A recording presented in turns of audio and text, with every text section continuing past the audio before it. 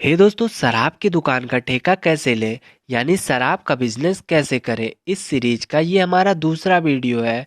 क्योंकि पहले वीडियो में हम शराब के बिजनेस का इंट्रोडक्शन और शराब की दुकान का ठेका लेने से पहले कुछ ज़रूरी बातों के बारे में जान चुके हैं। जिन्होंने पहला वीडियो नहीं देखा है, आई बटन पे क्लिक करके देख सकता है या लिंक डिस्क्रिप्शन में आपको मिल जाएगा, वहाँ से भी जाके देख सकते हो। तो दोस्तों, आज के इस वीडियो में हम जानेंगे फुल डिटेल के साथ शराब की दुकान कितने प्रकार की होती है। स्टेप बाय स्टेप जानेंगे दोस्तों, वीडियो को पूरा लास्ट तक देखिएगा।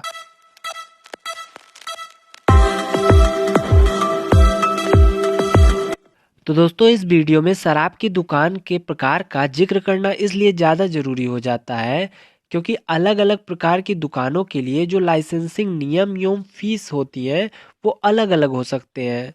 जैसे एक अंग्रेजी शराब के ठेके की फीस देसी शराब के ठेके की तुलना में अधिक हो सकती है। अब हमारा कहने का अभिप्राय यह है कि जो दुकान का प्रकार होता है उसमें जो भी दुकान में शराब बिकती है उसी के अनुसार तय किया जाता है।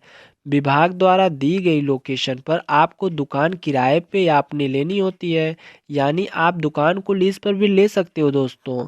दुकान का जो भी अनुबंध होता है वो 1 ही साल का होता है, क्योंकि अगर आपको अगले साल दुकान लॉटरी में नहीं मिलती है तो आपको वहाँ शराब बेचने की अनुमति नहीं होगी।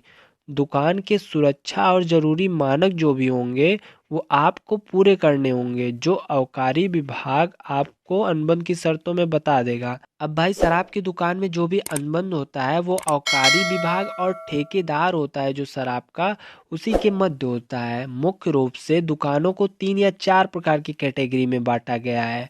पहला है देसी शराब की दुकान, दूसरा अंग्रेजी शराब की दुकान, तीसरा वाइन की दुकान और चौथा मॉडल शॉप।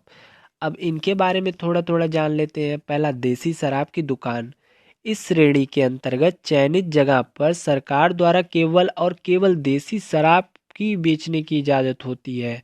कहने का आशय यह है हमारा कि इस श्रेणी के तहत आवेदन करने वाले उद्यमी सरकार की स्वीकृति मिलने पर देसी शराब की बिक्री एवं खरीदारी कर सकते हैं।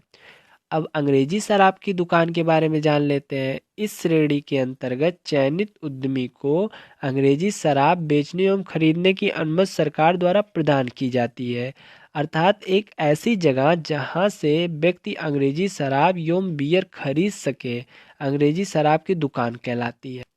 तो अब हम मॉडल शॉप के बारे में जान लेते हैं। इस तरह की दुकानों को खोलने के लिए राज्य सरकार बड़े बड़े शहरों में ही इजाज़त देती है।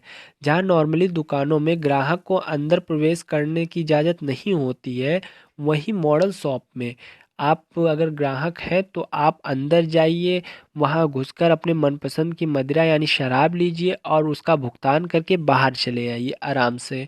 तो इस तरह का होता है मॉडल शॉप। तो दोस्तों, उम्मीद करता हूँ आपको शराब की दुकान के प्रकार में अब कोई कन्फ्यूज़न नहीं होगी, आपको सब कुछ समझ में आ गया होगा। इस सीरीज का दूसरा पार्ट भी आपको समझ में आ गया होगा। फिर मिलेंगे इसी सीरीज के स्टेप बाय स्टेप अगले पार्ट के साथ। जय हिंद, वंदे मातरम।